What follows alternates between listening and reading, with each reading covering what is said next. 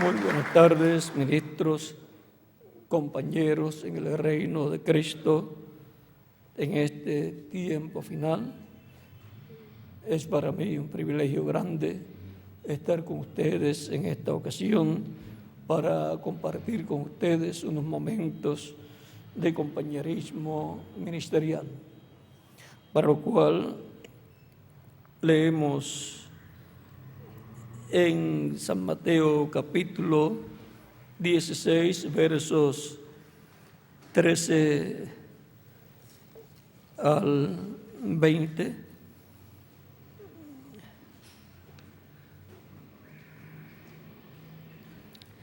Dice: viniendo a la región de Cesarea de Filipo, preguntó a sus discípulos diciendo: ¿quién dicen los hombres que es el Hijo del Hombre? Ellos dijeron: unos Juan el Bautista, otros Elías, y otros Jeremías o alguno de los profetas. Él les dijo: ¿y vosotros, quién decís que soy yo? Respondiendo Simón Pedro dijo: tú eres el Cristo, el Hijo del Dios viviente. Entonces le respondió Jesús: bienaventurado eres, Simón, hijo de Jonás, porque no te lo reveló carne ni sangre, sino mi Padre que está en los cielos. Y yo también te digo que tú eres Pedro, y sobre esta roca edificaré mi iglesia, y las puertas del Hades no prevalecerán contra ella.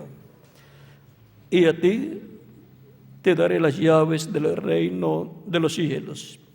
Y todo lo que atares en la tierra será desatado en los cielos, y todo lo que desatares en la tierra será desatado en los cielos.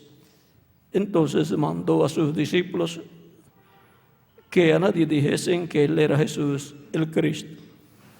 Que Dios bendiga nuestras almas con su palabra y nos permita entenderla. Pueden tomar asiento si tienen la bondad.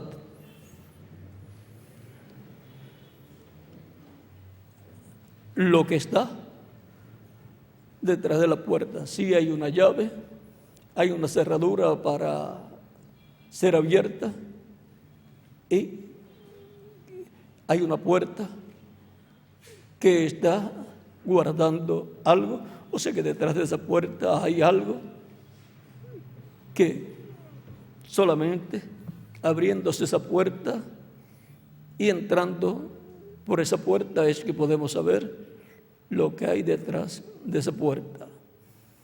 Y ahora en la Escritura nos habla en la parábola de las 10 vírgenes que cuando se tardó el esposo, eso nos habla de las diferentes edades de la iglesia.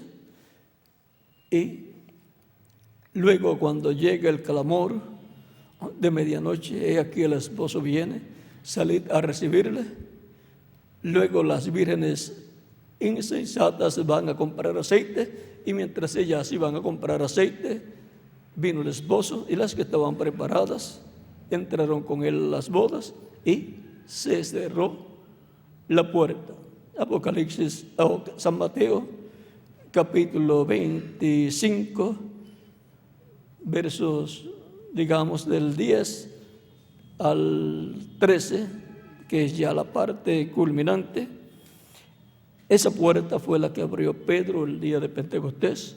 Con la llave que le fue entregada, abrió la puerta del reino de los cielos, y la puerta es Cristo. Él dijo: yo soy la puerta, el que por mí entrare será salvo, y entrará y hallará pastos.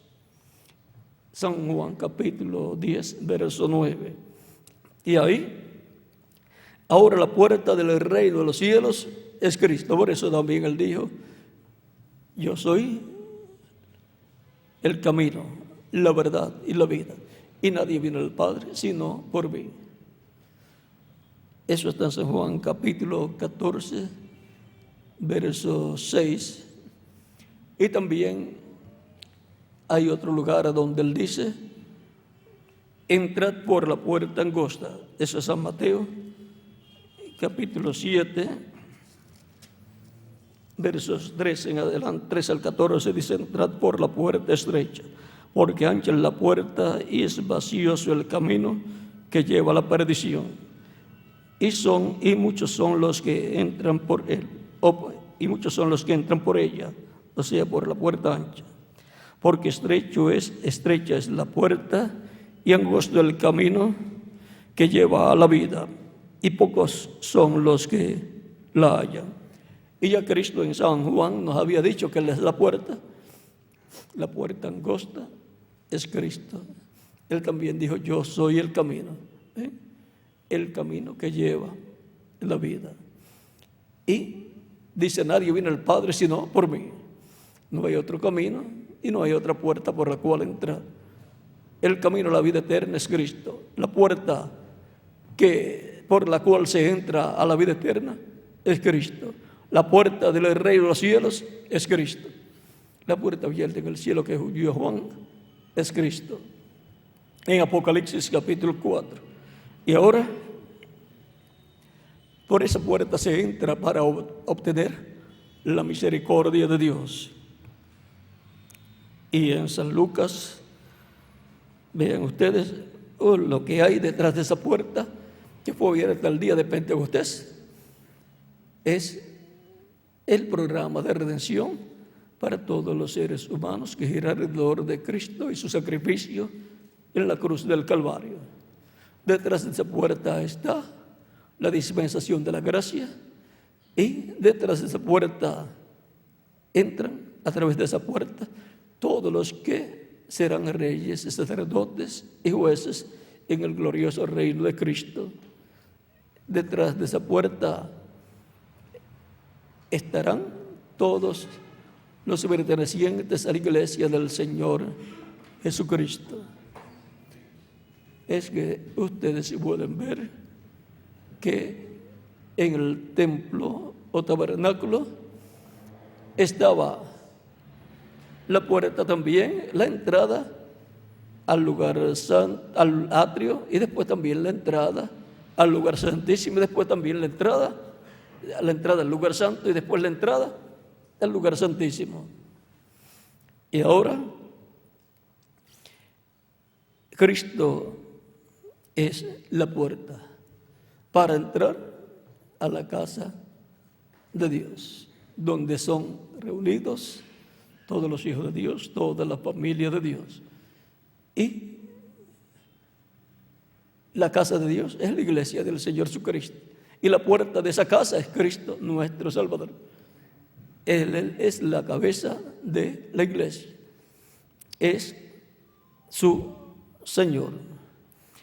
Él ha estado en medio de su iglesia en Espíritu Santo todo el tiempo, como Él dijo que estaría todos los días hasta el fin del mundo.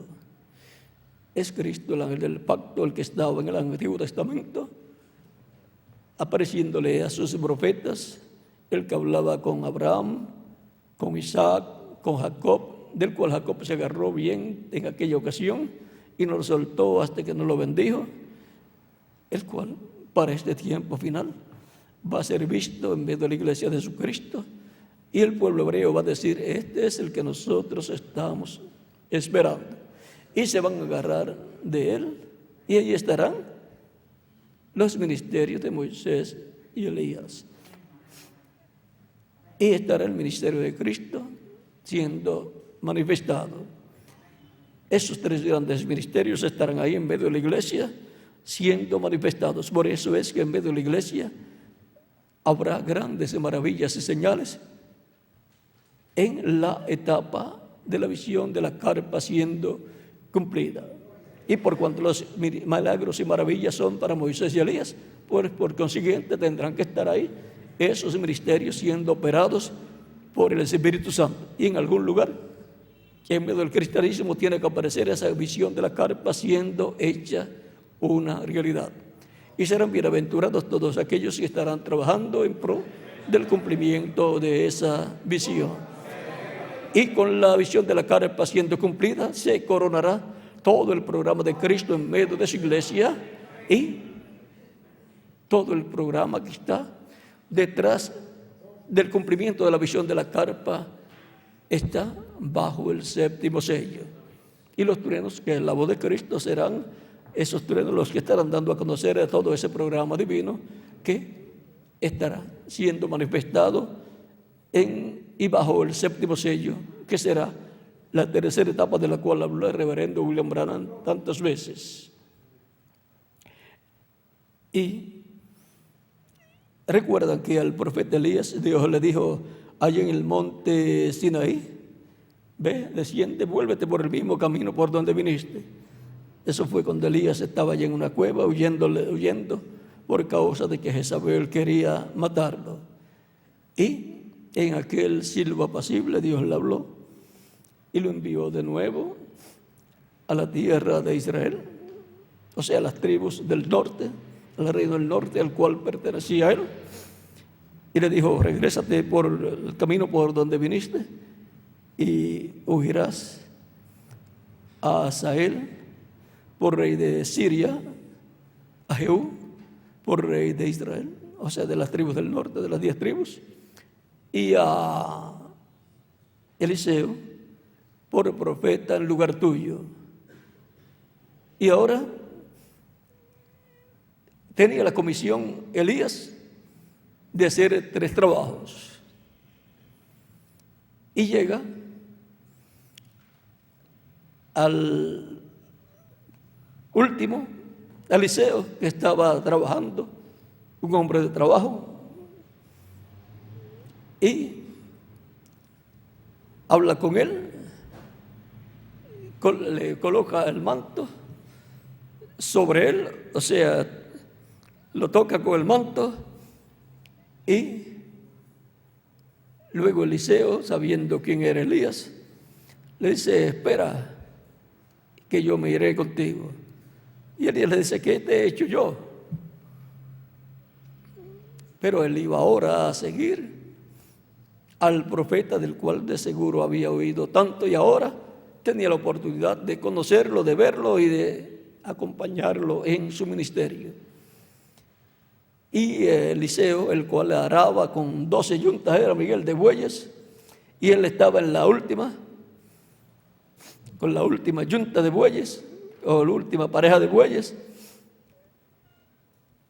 Va a la casa, mata a los bueyes, hace una fiesta de despedida, comen todos y él se va con Elías. Y llegó el momento de Elías irse en esos días, y Eliseo ya sabía, porque le decía a Elías: quédate aquí, que yo voy allá, porque Dios me manda allá a este otro lugar, a Jericó. Eran 3 sitios, Miguel, 2 o 3 sitios. Uno de ellos era Jericó, y Eliseo le dice: yo no te dejaré. No sé, que donde quiera que fuera Eliseo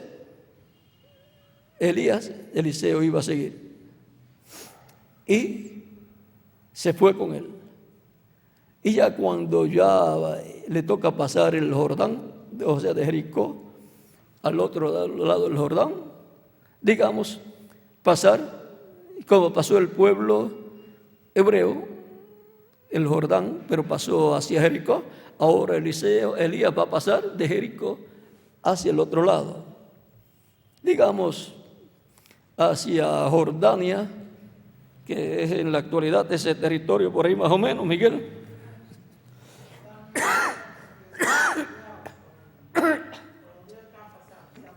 Para ese lado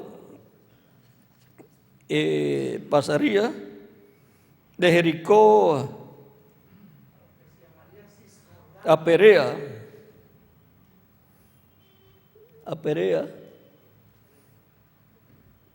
Es el territorio que marca aquí, de Jericó al otro lado del Jordán, y que ahora creo que todo ese territorio es Jordania. Y Le dice, porque Dios me dice que pase al otro lado. Los hijos de los profetas, vean, Elías como que iba, visitaba a los hijos de los profetas y de ahí se iba a otro lugar donde estaban los hijos de los profetas y le daba una visita y de ahí lo recibía muy bien y tenía mucho temor de Dios cuando el profeta Elías iba y le dicen a Eliseo, ¿sabes? ¿Tú no sabes que hoy Dios se llevará a tu Señor? Los hijos de los profetas lo sabían hasta la fecha. Hoy le decían, y Eliseo les decía, sí, ya yo lo sé. Callen, guarden silencio. Eliseo también lo sabía y Elías también lo sabía. No lo sabía el rey, no lo sabía Jezabel, no lo sabían el sumo sacerdote, pero ellos tres, el grupo de los hijos de los profetas, el profeta Elías y Eliseo, su sucesor, también lo sabía. Y Elías siempre le decía, mira, quédate aquí, y va a estar bien con los hijos de los profetas. Y más una persona que era el acompañante ministerial de Elías, lo iban a tratar muy bien. Pero Eliseo, por cuanto estaba ya destinado por Dios, elegido por Dios para ser el sucesor de Elías, se mantuvo cerca de Elías. O sea, tenía las enseñanzas de Elías, la palabra de Elías, las revelaciones que Dios le daba a Elías, pasaban a Eliseo y Dios le había dicho a Elías, ungirás a Hazael por rey de Siria, a Jehú por rey de Israel y a Eliseo por sucesor tuyo. Y todo ese tiempo que estaba con Elías, Dios lo estaba entrenando. O sea, y estaba viendo cómo funcionaba un profeta. Y además de eso, ya había nacido profeta, tenía las dos conciencias juntas. Y era más fácil para entrenar Dios por medio de un profeta a otro que iba a ser el profeta sucesor. El mejor para entrenar a un profeta es Dios usando a otro profeta. El mejor para entrenar a una persona que va a ser agricultor es otro agricultor. Y así por el estilo. Y Eliseo le dice, no, yo no te voy a dejar. Y Elías le dice, pide ahora lo que tú quieras. Eso fue antes de cruzar al otro lado, cruzar el Jordán. Y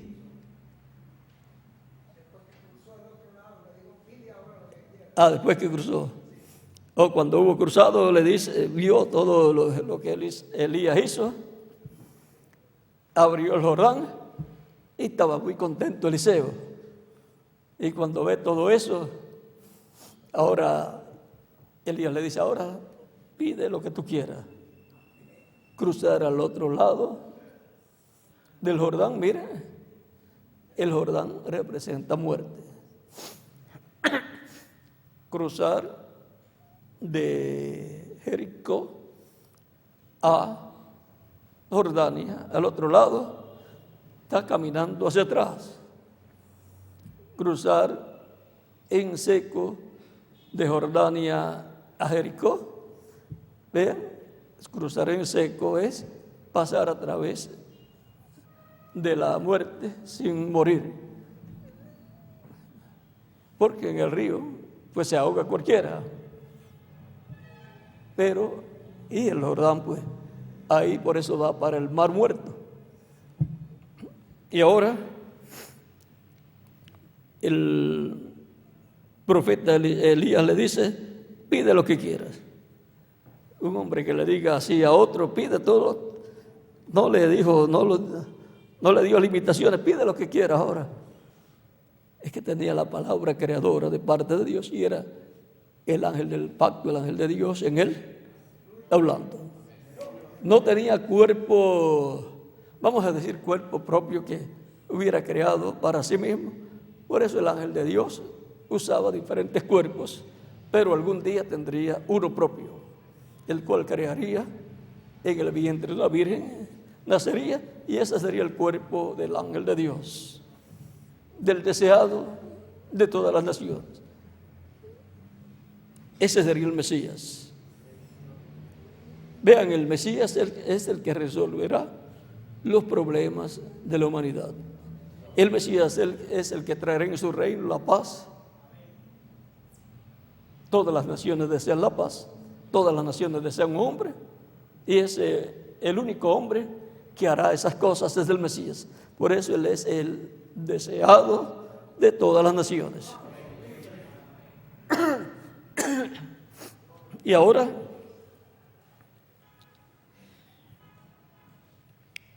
pasó el Jordán,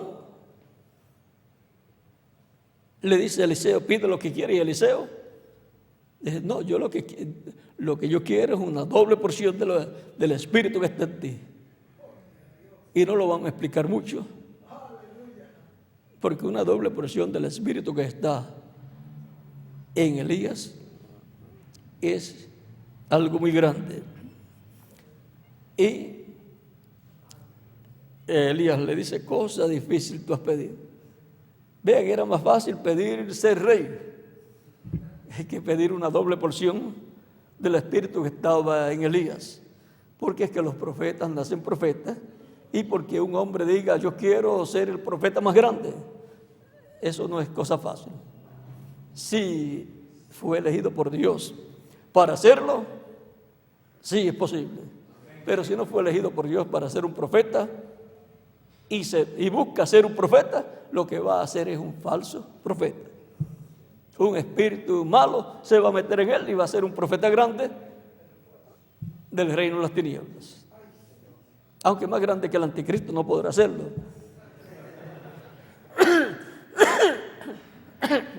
Pero, vean ustedes, el anticristo siempre también va a creer que él es un profeta y es el profeta más grande. Y sí que lo es, pero es del reino de las tinieblas. Tampoco vamos a explicar mucho de eso. Ahora, cosa difícil has pedido.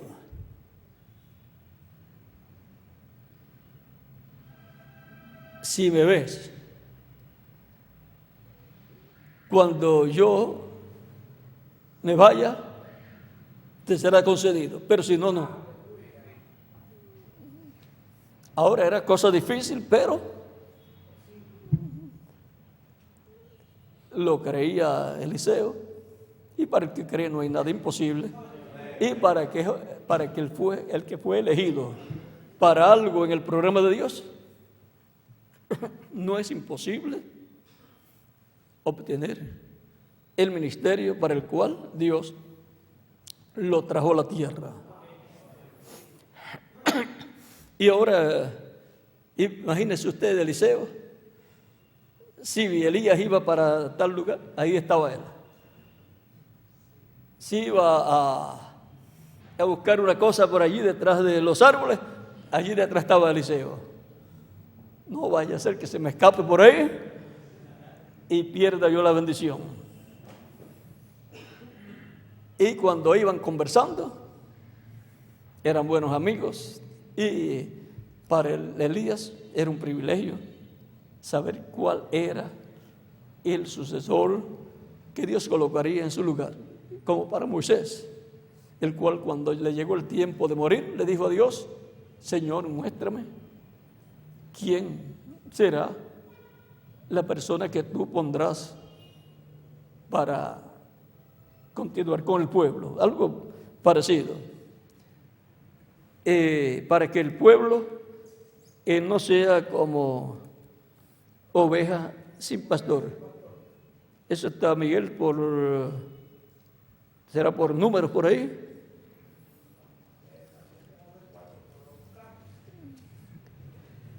Es un lugar por ahí donde se encuentra. Y vean, Moisés Moisés no estuvo celoso.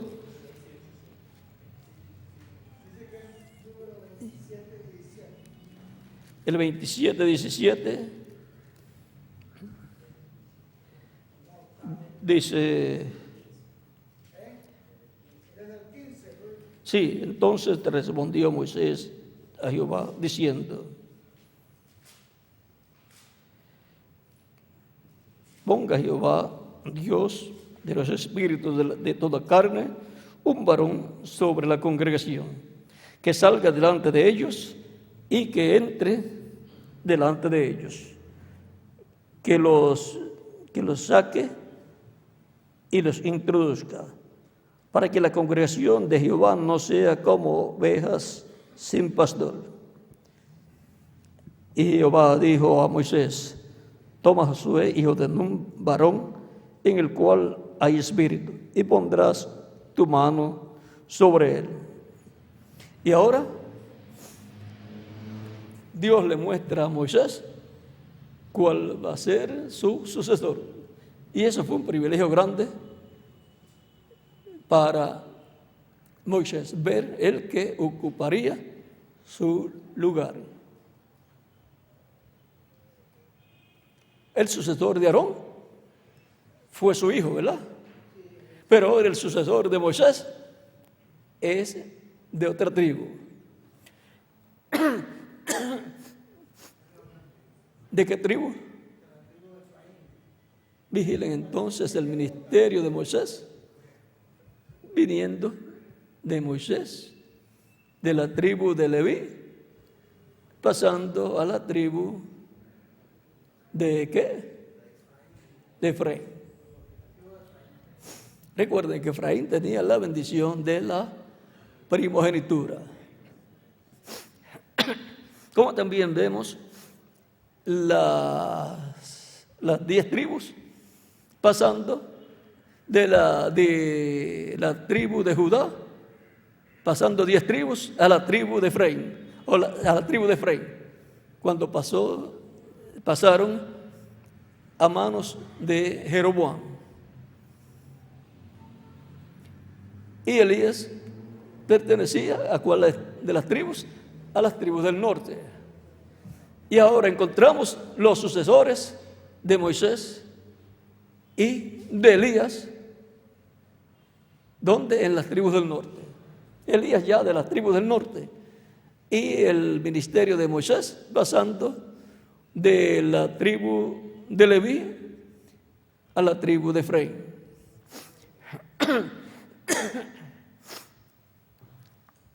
Y por medio de Cristo la bendición de la primogenitura, la bendición de Abraham pasó de los judíos a los gentiles, para que la bendición de Abraham pasara a los gentiles conforme a Gálatas capítulo 3 o 4, Miguel, 3, versos 16 en adelante. Ahí nos habla de esa bendición de Abraham. Y ahora en Manasés está representado Israel y en Efraín está representada la iglesia del Señor Jesucristo. Y por consiguiente la bendición de la primogenitura la encontramos en la iglesia del Señor Jesucristo, con todo lo que está detrás de esa bendición. Y por consiguiente vean ustedes cómo la puerta se abrió el día de Pentecostés. Pedro con la llave del reino de los cielos abrió la puerta del reino de los cielos, que es Cristo, revelando el misterio de la primera venida de Cristo y su obra de redención en la cruz del Calvario, para que todo aquel que en él cree pues no se pierda, mas tenga vida eterna. Y como 3,000 personas creyeron el día de Pentecostés en el capítulo 2 del libro de los Hechos y recibieron a Cristo como Salvador, y entró esa cantidad de personas al reino de Dios. Y cada día el Señor añadía a su iglesia los que habían de qué, de ser salvos.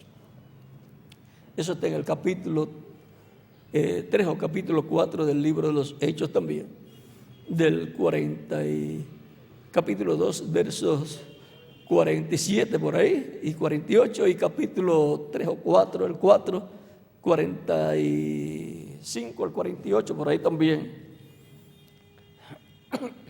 Y vean cómo en la tribu de José, que está compuesta por Manasés y Efraín, tienen una bendición grande.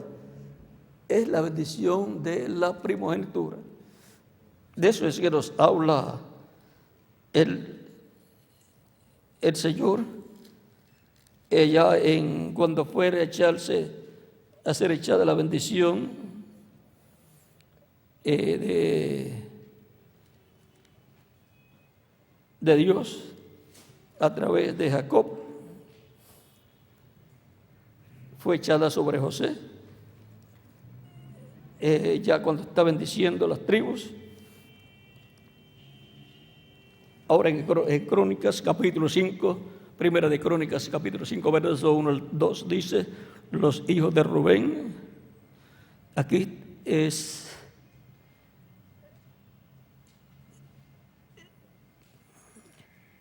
los hijos de Rubén, primogénito de Israel, porque él era el primogénito, mas como violó el lecho de su padre, los derechos de primogenitura fueron dados a los hijos de José, hijo de Israel, y no fue contado por primogénito. Vean, a los hijos de José fueron dados los derechos de la primogenitura. Vean que Judá llegó a ser el mayor sobre sus hermanos y el príncipe de ellos, mas el derecho de primogenitura fue de José.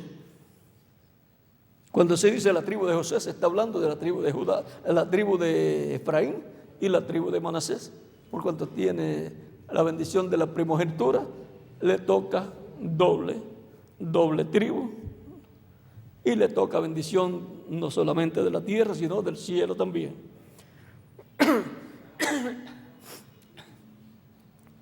Y por consiguiente tiene que ver también con judíos y con gentiles. Y ahora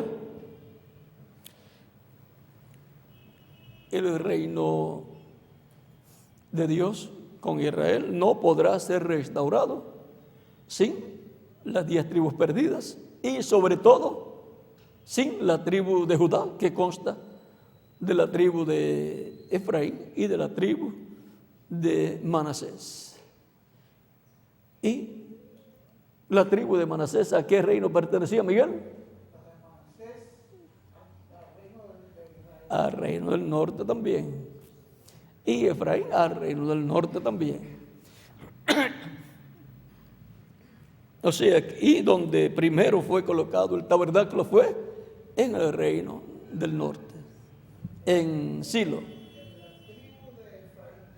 En la tribu de Efraín, en Silo, ahí pues cada cual busca lo mejor. Siempre cuando hay una cosa buena, siempre uno la toma para su gente. Y como Josué, pues es del reino de la parte norte, aunque en ese tiempo no estaba así dividido, pero es de la tribu de Efraín, pues se lleva la bendición de Dios que está en el arca del pacto, y por consiguiente se lleva a Dios que está ahí en el arca del pacto, sobre el arca del pacto se lo lleva para su tribu. Es como Wesley. ¿Para dónde se iba a llevar la bendición? Pues para Inglaterra, esa parte de allá de Europa. Pablo nació entre los gentiles. ¿Para dónde se la tenía que llevar? Para los gentiles. Pedro, pues por cuanto nació y se crió allá en la tierra de Israel, pues la bendición no la quería dejar pasar para los gentiles, y Dios le dice, le muestra una visión de animales inmundos también, dice, mata y come. Y Pedro, pues no, eso no, pero se lo estaba diciendo el mismo Señor. Y le dice que nada inmundo había entrado por su boca, y ahora Dios le dice, no llames inmundo lo que Dios limpió. Y eso se refiere a los gentiles, los cuales con la sangre de Cristo habían sido limpiados. Ya Cristo había pagado el precio y ahora de redención, y ahora le dice: te vienen a buscar 2 varones, ve con ellos, porque hay cierta persona a la cual le ha sido mostrado que un varón llamado Pedro va a ir allá, y allá le hablará. ¿Y que le iba a hablar Pedro? No de peces, le iba a hablar el evangelio, porque él había abierto la puerta del reino de los cielos para entrar por esa puerta que es Cristo. Y allá el centurión era el centurión romano. ¿Y cuál era el nombre, Miguel? Cornelio. Y había tenido también una visión de un varón, de un ángel que le había aparecido y le había dicho que iba a venir un varón llamado Pedro, y que le iba a explicar acerca de él te dirá. Y llegó, le habló, el Espíritu Santo vino y fueron llenos del Espíritu. Y Pedro se sorprendió más que el día de Pentecostés, porque ahora es sobre los gentiles que está viniendo el Espíritu de Dios. Y Pedro dice: ¿puede acaso alguien impedir que estos sean bautizados? Esto que así como nosotros han recibido el Espíritu Santo, o sea, como lo habían recibido el día de Pentecostés. Y fueron bautizados. Y ahora ahí se abre la puerta para los gentiles, y Pablo, después ya con la puerta abierta para los gentiles, porque ya estaban entrando gentiles al reino, y Pablo, que había sido criado entre los gentiles, pero educado entre los judíos, aunque Pablo en su ciudad Tarso pues iba a la sinagoga, pero se relacionaba con los gentiles, porque era un lugar gentil. Tarso, bajo el imperio romano, estaba ese lugar, esa ciudad. Y ahora le toca a Pablo llevar a cabo la labor de la primera edad de la iglesia entre los gentiles. Y entonces, ¿para dónde se va a llevar Pablo la gente y toda la bendición que pueda conseguir? Para los gentiles. Y los judíos lo trataban mal cuando iba, hasta lo apedreaban, pero los gentiles lo trataban muy bien. Dios le dio gracia con los gentiles y también con los judíos. Muchos judíos que estaban entre los gentiles también le dio gracia. Luego siguen las diferentes etapas de la iglesia y siguen apareciendo los mensajeros correspondientes a esa etapa. ¿Y para dónde se van a llevar la bendición? Para el lugar, el área donde Dios los está usando, porque ahí es que la necesitan. Si uno va a tener un auto, pues lo va a tener en el lugar, en el área donde esté trabajando, donde lo tenga que usar. Y así también son todas las cosas. Y la bendición de Dios, pues más todavía. Y a nosotros, pues, nos ha tocado la América Latina. Trabajar con los latinoamericanos principalmente. Toda la bendición, pues, nos la vamos a traer para la América Latina y el Caribe. Digo la América Latina y el Caribe, aunque el Caribe pertenece a la América Latina, pero como son áreas que se conocen como el Caribe, pues para juntarlos, digo la América Latina y el Caribe, pero es lo mismo, todas pertenecen a la América Latina. Aunque hay sitios donde no hablan español, pero todo pertenece a la América Latina. Y ahora, si el mensajero de la quinta edad, Lutero, tuviera la oportunidad de decidir para dónde llevarse la bendición, de aquel tiempo, para dónde se la iba a llevar, para el sitio que le tocaba a él, Alemania, Wesley, pues para Inglaterra, el reverendo William Branham, ¿para dónde se la llevaría? Para Norteamérica. Y nosotros nos las traemos para la América Latina y el Caribe.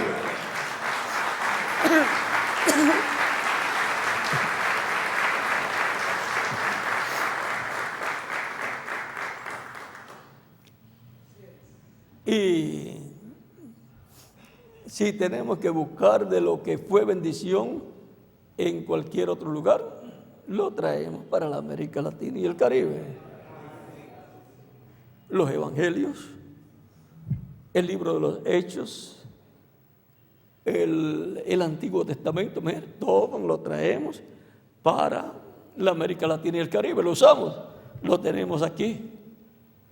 Libros también del reverendo William Branham, también traemos para la América Latina y el Caribe para disfrutar todo lo que Dios habló en Norteamérica y en otros lugares por medio del ministerio que levantó en Norteamérica, el cual fue el ministerio más grande que haya tenido Norteamérica y el hombre más grande que haya tenido Norteamérica y la familia más importante que haya tenido Norteamérica como familia ha sido la familia de reverendo William Branham. Los amamos mucho, oramos mucho por ellos y pedimos a Dios que los bendiga. Ahora, ya esa edad pasó y la bendición se mueve para donde se mueva el Espíritu Santo. De Inglaterra, de Alemania pasó, de Asia Menor pasó allá a Inglaterra, a Alemania, de Alemania pasó a Inglaterra, de Inglaterra pasó a Norteamérica y ahora se les habrá perdido la columna de fuego a la gente. Tienen que descubrir para dónde se ha ido la columna de fuego, para saber dónde está Dios llevando a cabo su programa correspondiente al tiempo final, a la etapa de la edad de la piedra angular, a la etapa de la adopción, la etapa donde se tiene que cumplir la visión de la carpa y todas las cosas que fueron vistas en la visión de la carpa. Es fácil localizar al Espíritu Santo. El sol representa a Cristo y el sol sale por el este y se pone por el oeste. El oeste en su recorrido es el último territorio y salió en la tierra de Israel por el este, continuó por Asia Menor, Europa, Norteamérica, pasó al oeste, al continente americano. Y en el continente americano tiene que seguirse moviendo en todo el continente americano, que consta de Norteamérica, Centroamérica, Suramérica, incluyendo también todo el Caribe. Ahí es donde se pone el sol. El tiempo de la tarde es en el oeste, que corresponde al continente americano. Y después de ahí irá para el este de nuevo, para Israel, donde se ve el sol por primera vez, que va a salir por el este, donde que se ve por primera vez en el oeste. O sea, porque los días terminan en la tarde. El día de la gracia termina en el oeste, en el occidente, en el continente americano. Y ahí comienza un nuevo día, porque los días terminan en la tarde y el otro día comienza ahí en la tarde y hay luz. Todavía en ese tiempo de la tarde se entrelaza la luz del día que está terminando con la luz del día que está comenzando. Y por eso la luz que va a salir por el este para un nuevo día, para el este, primero se ve en el oeste. ¿Ven? En la caída del sol es que se ve un lapso de tiempo de luz, pero ya no pertenece al día que habían disfrutado, sino que pertenece a un nuevo día, esa luz. Ahí es donde se hace el entrelace de un día con otro, ahí es donde se hace el entrelace de una dispensación con otra, el entrelace de una edad con otra y el entrelace de un día milenial con otro día milenial. Siempre es en la tarde. ¿Ve? Por eso está, y fue la tarde y la mañana un día. Siempre después de ese entrelace en la tarde, donde hay luz del día que está pasando y luz del nuevo día, ahí es donde todo se prepara para lo que va a suceder más adelante. Pero luego se va esa luz de ahí y vienen tinieblas. ¿Qué significa eso? Que luego de esa luz, en el tiempo de la tarde en el oeste, cuando termine ese enlace del día y se establezca ya el nuevo día, pero en la tarde ya vienen las tinieblas. Levántate, resplandece, porque ha venido tu luz y la gloria del Señor ha nacido sobre ti.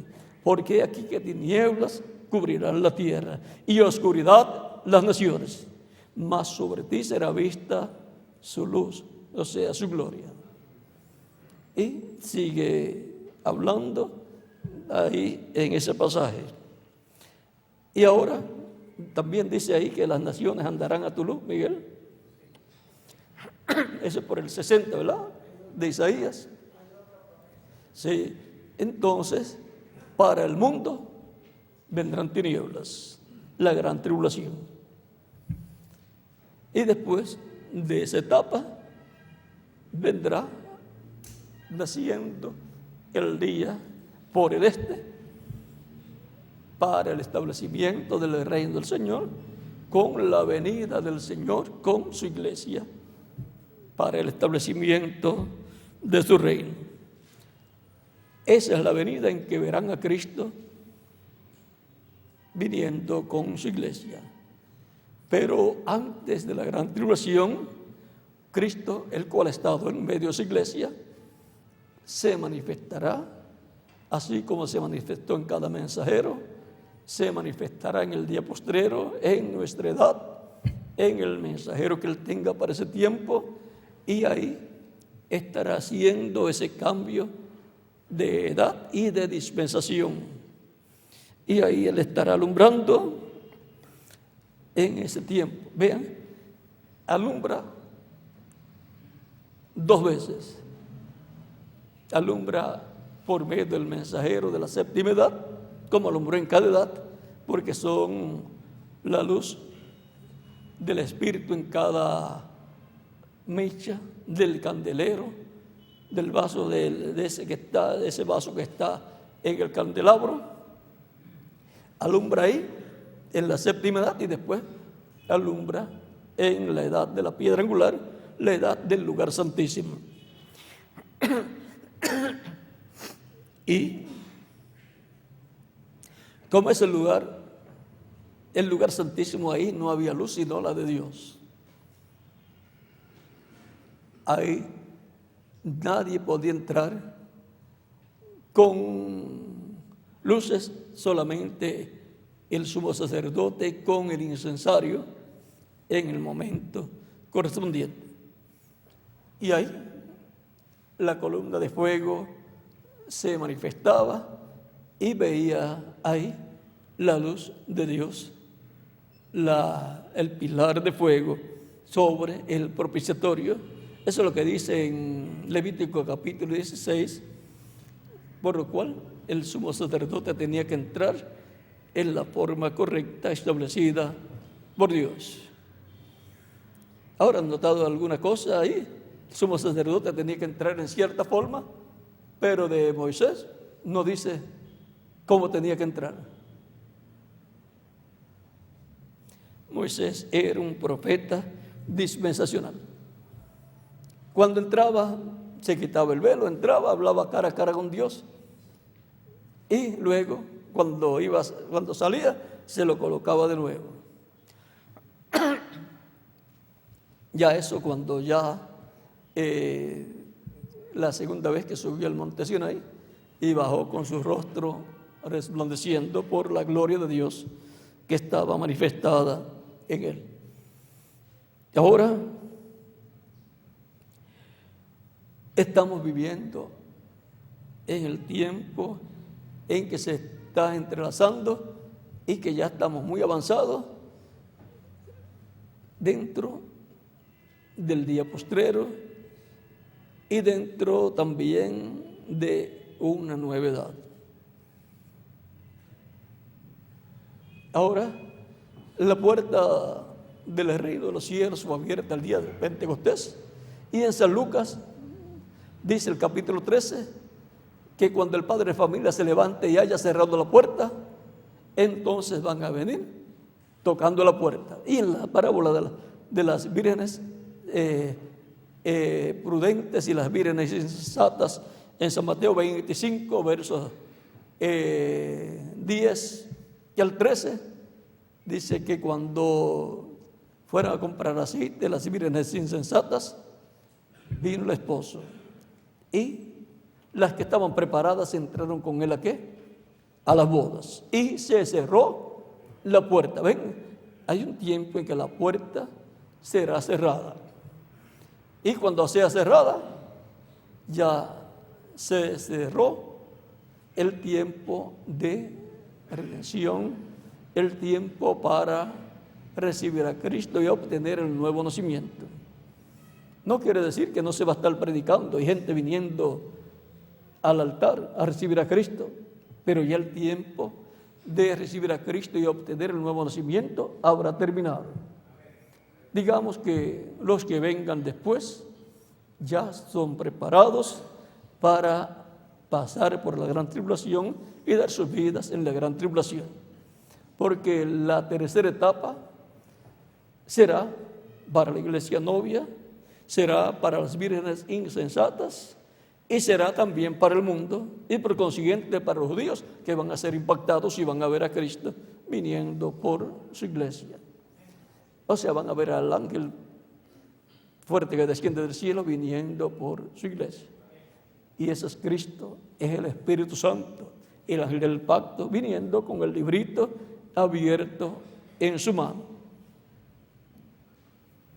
No viniendo con el cuerpo físico glorificado, sino viniendo con su cuerpo angelical, con el cual ha estado todo el tiempo en medio de su iglesia.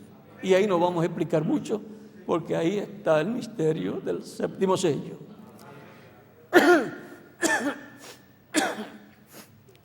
Porque ese es el ángel que clama como cuando ruge un león y 7 truenos emiten sus voces. Es la voz de Cristo hablándole consecutivamente a su iglesia, como le habló a su iglesia durante las 7 edades, pero allá fue a través de uno, se detuvo cuando se fue el mensajero y después cuando llegó el otro mensajero habló nuevamente, pero acá en Apocalipsis 10 habla en forma consecutiva. Algún día veremos a través de quién va a estar hablando y entonces vamos a comprender todo ese misterio de Apocalipsis 10, todo ese misterio que está escondido ahí. Y entonces él tiene las llaves de David, la llave de David, para abrir la puerta, y por eso tendrá acceso a los judíos, tendrá acceso al reino de David y podrá traer la restauración del reino de David. Cada puerta tiene una llave. Con la llave del reino de los cielos que tenía Pedro, no se puede abrir la puerta de David, la puerta para el reino de David, porque cada puerta tiene una llave. Y hay algo detrás de esa puerta. Detrás de la llave de David pues está la cerradura y la puerta. Y luego está el reino de David con la gente que van a estar en ese reino. ¿Ves lo que está detrás de la puerta? Es un programa divino correspondiente a la dispensación del reino, lo que está detrás de la puerta de David y de la llave de David. Y lo que está detrás de la llave del reino de los cielos, pues es la puerta del reino de los cielos, Cristo. Todo el misterio de la primera venida de Cristo para la dispensación de la gracia, para entrar por esa puerta y venir a formar parte de la dispensación de la gracia y por consiguiente de la iglesia del Señor Jesucristo, del reino de Dios en la esfera espiritual.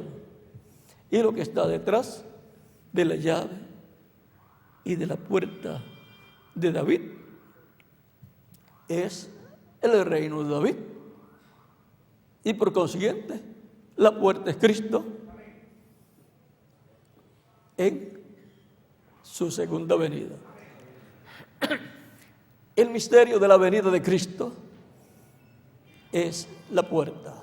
O sea, Cristo viniendo es la puerta a través de la cual van a entrar los escogidos del día postrero, van a recibir la fe, la revelación para transformación y rapto. Y los judíos van a ver esa puerta, esa llave de David y esa puerta siendo abierta. Ellos van a ver lo que ellos están esperando. Todo va a ser sencillo. Ahora, la segunda venida de Cristo, como lo están esperando muchas personas, eso es para después de la gran tribulación, para el establecimiento del reino, para llevarse a su iglesia, es su venida en secreto. Solamente la va a comprender el pueblo que va a ser transformado y llevado con Cristo a la cena de las bodas del Cordero.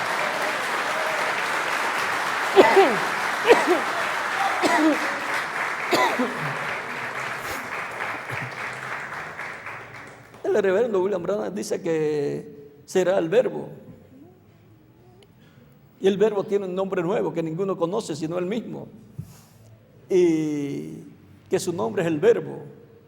Y que tiene un nombre escrito en su vestidura y en su muslo que ninguno conoce sino él mismo. Y su nombre es el Rey de Reyes y Señor. Tiene escrito Rey de Reyes y Señor de Señores.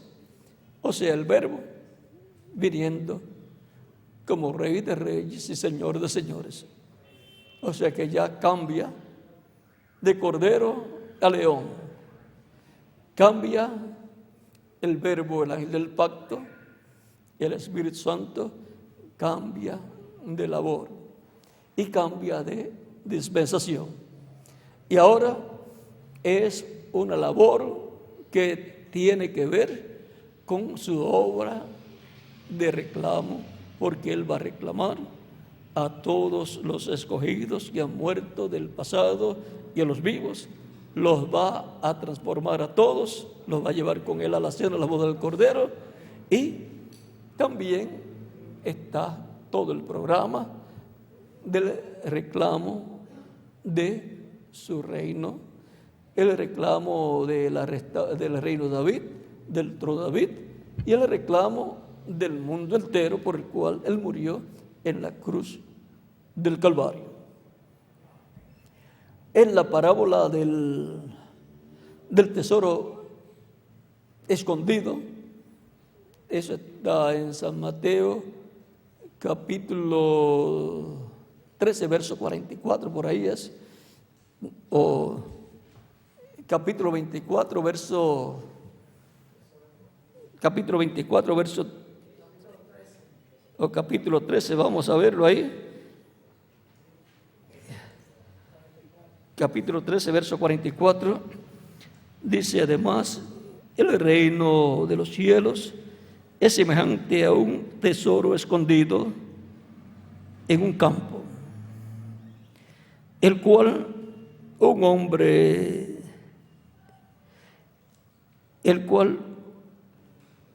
halla y lo esconde de nuevo. Y gozoso por ello va y vende todo lo que tiene y compra aquel campo. Y Cristo compró el campo, que es el mundo. Lo compró al morir, pagó el precio de la redención del mundo entero, del planeta Tierra completo, con todo lo que tiene. Todo le pertenece a Cristo. Los buenos y los malos. Porque cuando usted compra una finca, un campo, usted compró todo. Usted compró las cosas buenas que hay allí y las malas también. Usted compró hasta los ratones. Hasta las cucarachas también compró usted. Todo lo que está allí, todo es suyo. Usted no puede recoger todo eso y tirarlo para la otra finca. No, eso, yo no compré eso. No, el otro le va a decir, no, eso es tuyo. Ahora él, ¿qué va a hacer?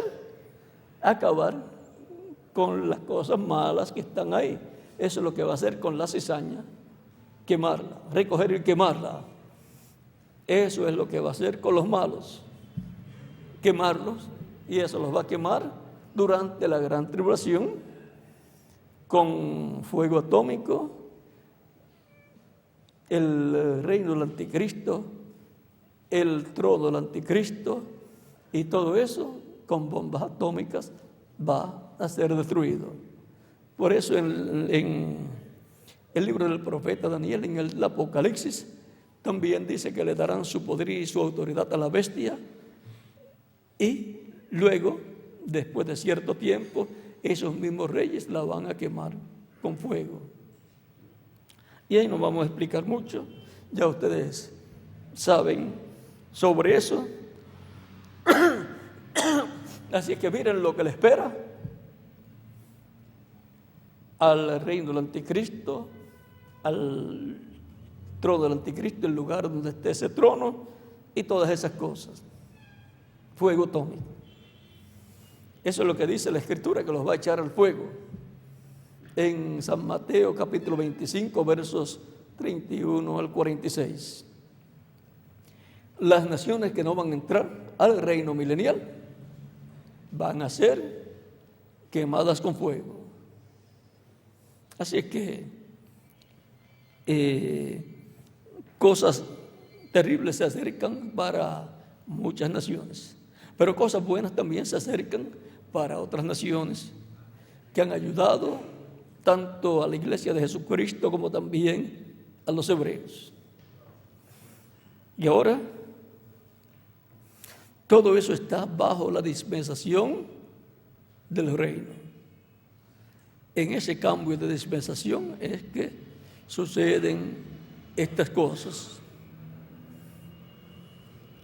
Miren, cuando las profecías hablaban de Jerusalén, después Cristo habló de Jerusalén y dijo que no sería dejada piedra sobre piedra que no fuera derribada. Y después, en el año 70, eso se cumplió ya dentro de una nueva dispensación. Ya cuando termina una dispensación, luego viene la destrucción para lo que quedó de esa dispensación, porque hay un cambio y entonces las cosas comienzan bajo un nuevo programa divino. Por eso es que Pablo dice que lo que se da por viejo está cerca a ser destruido, a ser quitado, a desaparecer. Y ahora, lo que está detrás de la puerta, eso es un programa divino de una nueva dispensación con un pueblo que va a recibir las bendiciones para esa nueva dispensación. todo lo que corresponde a una nueva dispensación está detrás de una puerta. Y para abrir esa puerta hay una llave. Y alguien tiene que recibir esa llave.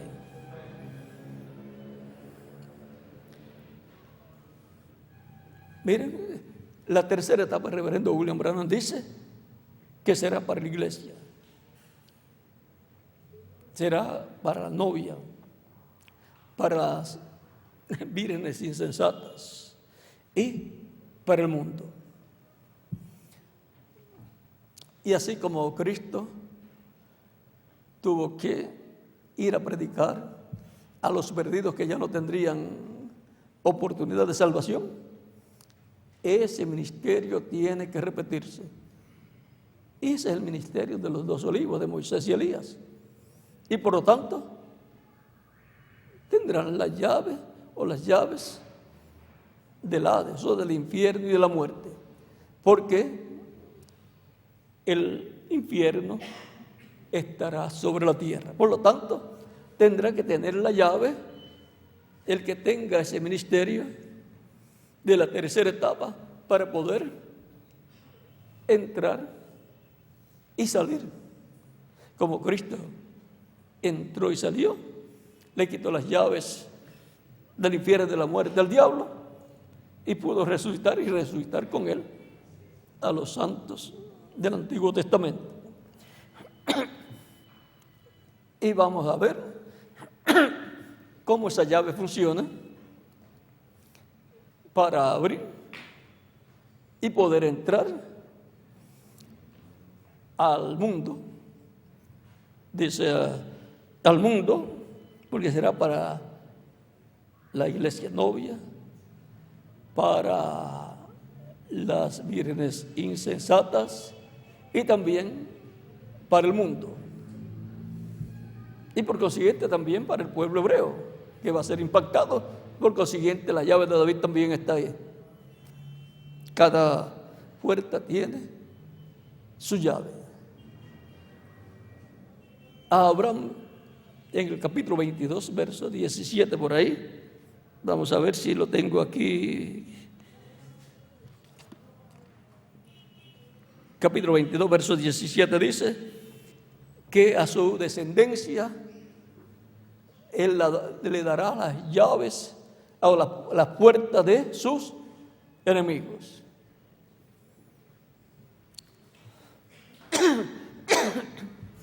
Si le va a dar las llaves a la puerta de sus enemigos, va a también darle la llave. Así es que podrá entrar y salir.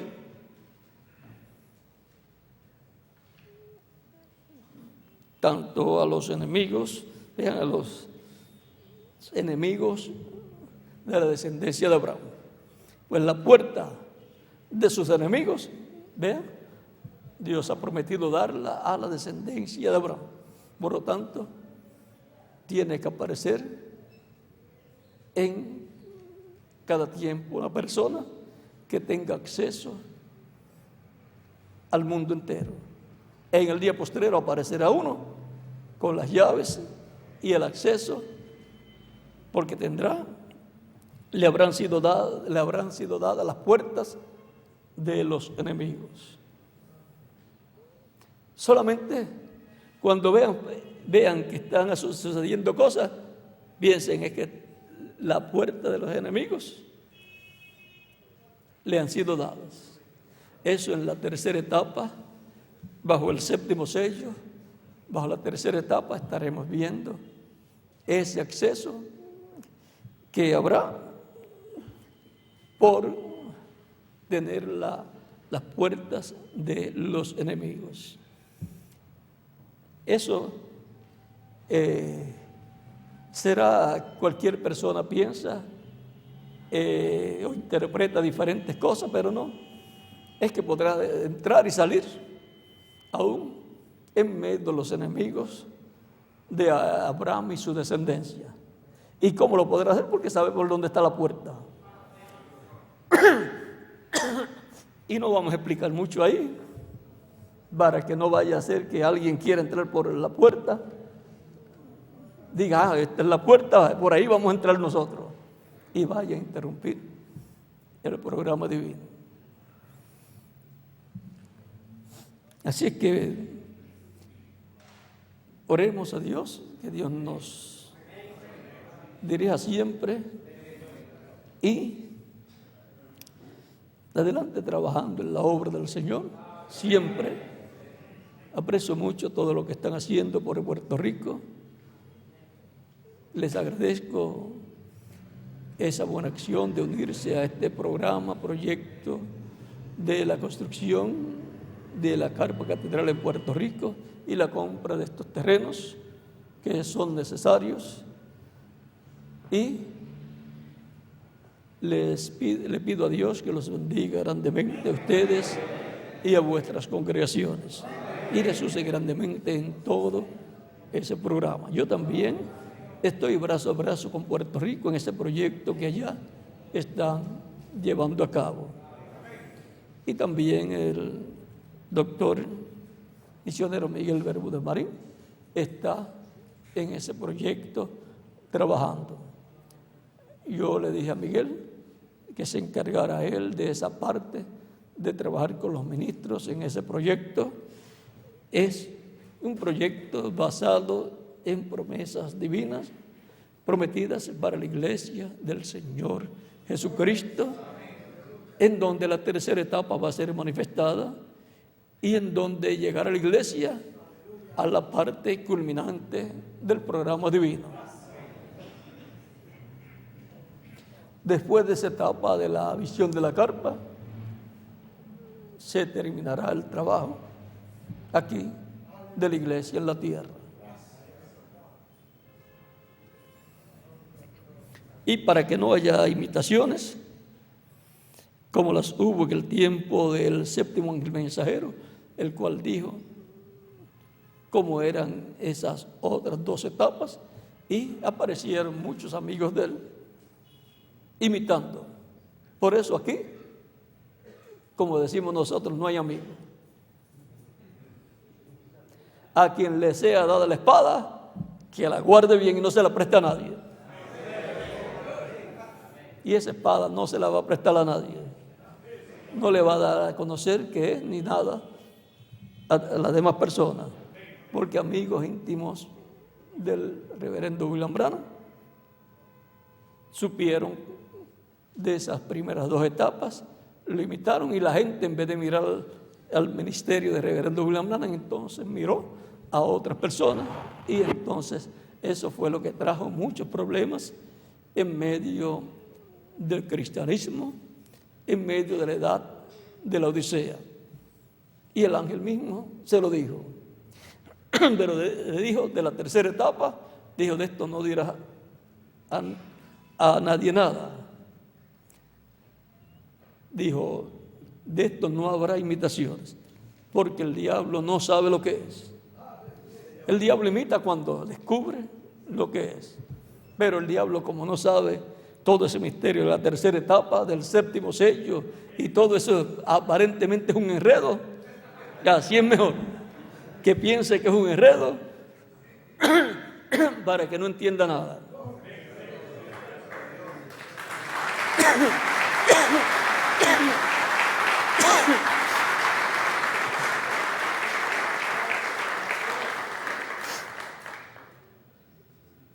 Y el que tendrá la espada en la mano, que es la tercera etapa, que el séptimo sello y todas estas cosas, le fue dicho que la espada era la tercera etapa, que los truenos era la tercera etapa, y todo el séptimo sello también, todo eso, y la visión de la carpa y el cuartito pequeño, todo eso es la tercera etapa.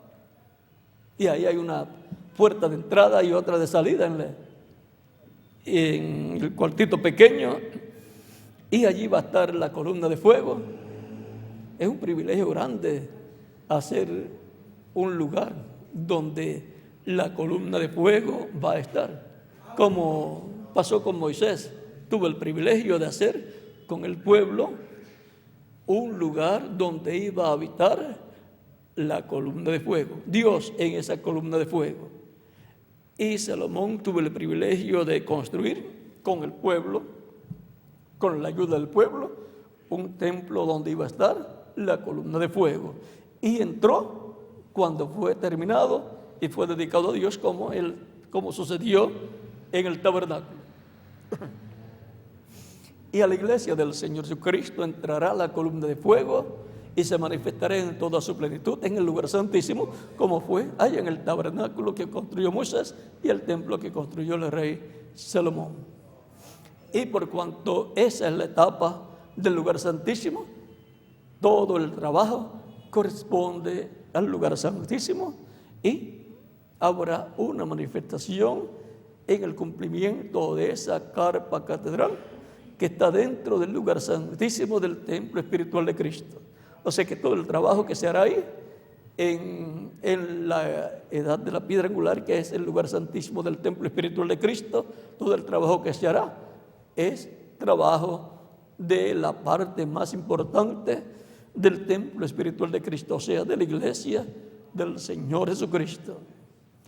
En las edades pasadas, que fue la etapa del lugar santo, hubo templos, catedrales y carpas también que fueron usadas en los ministerios y por los ministerios y personas que tenían los ministerios correspondientes a cada edad. Y también en nuestro tiempo, para nuestra edad, es la promesa de la visión de la carpa catedral. Y es un privilegio trabajar para que se haga realidad esa promesa. Y así como por la fe muchos conquistaron promesas, también a nosotros nos toca conquistar las promesas de nuestro tiempo, para la edad que nos corresponde. Lo que está detrás de la puerta, hay grandes bendiciones detrás de la puerta de la dispensación de la gracia, detrás de la puerta de la venida del Señor a su iglesia.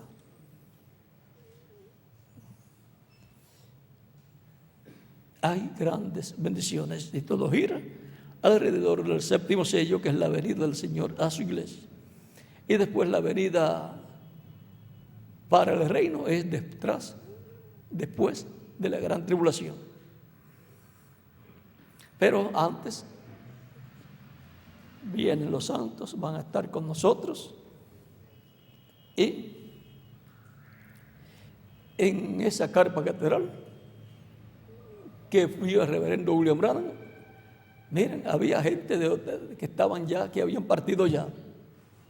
El reverendo William Branham aparece ahí y quería bajar para tocar con su pie en el piso y se quedaba en el aire, porque la sexta dimensión está más arriba. Dice que él, cuando fue al paraíso, él miraba hacia abajo y veía su cuerpo en la cama, y miraba arriba y veía a la gente de la sexta dimensión. Y él dice, eso está a unos 12 pies de altura. Así es que, vean, ellos están con nosotros. Ellos nos ven, escuchan. No están tan lejos. Están muy cerca, viendo y escuchándolo todo, y deseosos de que ocurra la resurrección. Y Cristo de la séptima dimensión va a pasar a la sexta dimensión. Así le dijeron cuando él preguntó, ¿y dónde está Jesús? Al cual yo he servido, al cual yo amo, por el cual yo he vivido. Él dice, él está más arriba y no puedes ir a donde él ahora. Él vendrá acá, él vendrá a ti. Y el que quería verlo con tanto deseo, le dice, cuando le dice, él vendrá a ti primero y te juzgará. Y ahí pues, ahí se asusta cualquiera. Pero después ya ellos le explican cómo va a ser todo, y ellos pues dicen, esperamos, eso nosotros lo esperamos. O sea que él salga bien y le dicen, y entonces regresaremos contigo a la tierra. Pero él le dice, tú nos presentarás a Cristo, a Jesús. O sea que va a haber una reunión en la sexta dimensión importante y entonces regresarán a la tierra o vendrán a la tierra en cuerpos glorificados, resucitarán. O sea que hay un evento grande en la sexta dimensión también, donde están todos los creyentes de edades pasadas que han partido. Habrá una fiesta grande esperándonos a todos cuando ya estemos transformados. Pero en el cielo, antes de eso, cuando el Señor pase por la sexta dimensión, habrá un juicio. Pero ellos van a entrar, el mensajero con su grupo. Si están allí, porque van a entrar. Bueno, ya está oscureciendo, ya deben de estar todos los hermanos allá. Que Dios me los bendiga y les guarde, y recuerden lo que hay detrás de la puerta. Que Dios les bendiga y les guarde con nosotros, el reverendo Miguel Bermúdez Marín.